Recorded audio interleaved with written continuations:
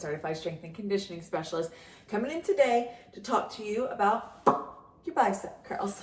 So the bicep curl is a great exercise to target your bicep and to give you some strong arms and that strong defined look throughout your arms. It's simple and easy to complete, but that also allows for room for many mistakes. So let's break this down fast so I can show you how you can most effectively be completing your bicep curls.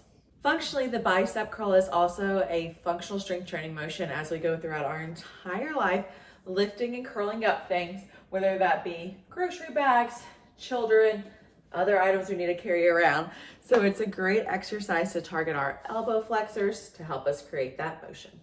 All right, guys, we're gonna cover a couple different lifts for our biceps today in the bicep curl. First being the number one curl, your supinated curl, when your palms are facing up and coming up to your shoulders.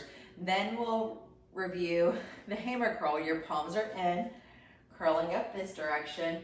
And third, we'll review whenever your hands are pronated, palms are facing back, more into your reverse curl. Our bicep has two different heads in the anatomy of the structure, and so that's why it's important to target it with multiple styles of curls.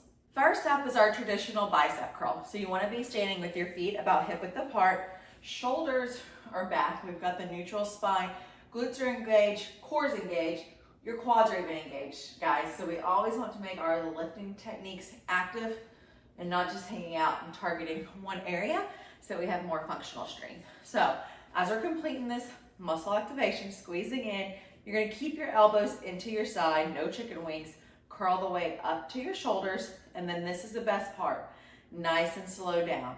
Try not to let gravity get the best of you. You be in control of the weight that you're pushing around and slower it down. So we're looking at that from the side. My elbows are staying where they're at. So from my shoulders to my elbows, you will not see that move, all right? All this movement is coming from my elbow. When I'm flexing up, I'm isometrically working my wrist muscles because I'm keeping my wrist in neutral alignment through the entire curl. If your weight is too heavy, it can often make you go into wrist extension and drop the weight, or you can be flexing through your wrist along with your elbows, trying to whip that weight up, and that is not what we want to do, guys. So choose your weight appropriately in order to get the best out of your bicep curls. Sometimes we can have heavier weights and still not be able to control the load distally. So another great stance to take in the bicep curl is to take a split stance. This can often let you lift heavier weights while still maintaining your form, because it's going to equally disperse your body weight through your front leg and your back leg. Nice and easy, and allow you to still complete the bicep curl with a little heavier weight. Other sides besides just the wrist flexion or extension happening during your curl that can be a cue that you need to lower your weight is having any motion in any other area of your body. So if you're having to swing your hips open to lift, or if you're getting up here and then arching your back to make yourself feel like you're getting your hands up to your shoulders when really you're not, you're just getting it higher up because of the arch in your back. These are some telltale signs that we should drop our weights in order to be able to maintain our form.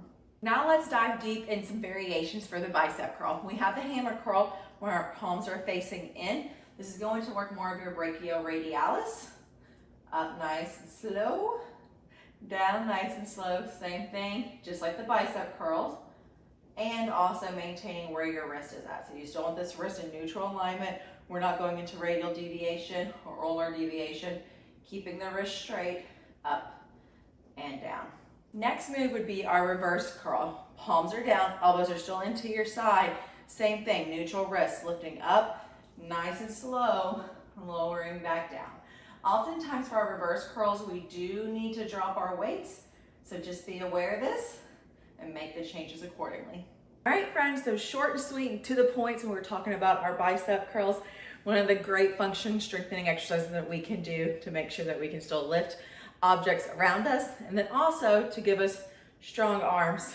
Although it's short and sweet and to the point, it doesn't mean that the information is any less important. So make sure you're always watching your form, even with smaller muscle groups like your bicep curls.